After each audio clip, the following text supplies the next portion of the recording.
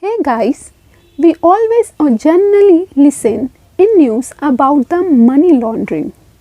So the today topic is money laundering in an easy way. I welcome to Annapurna Education Point. My name is Anushree.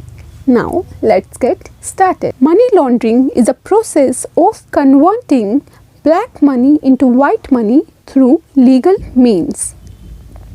There are three stages of money laundering.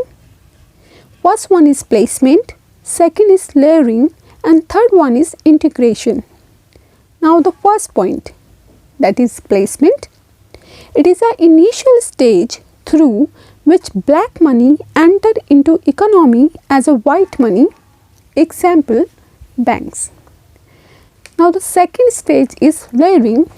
In this stage, a laundered man hides his identity through creating complex route of transaction. And the third point is integration. It is the last stage where a laundered man converts his black money into white money through legitimate way. I hope now you understood the very easy way about the money laundering.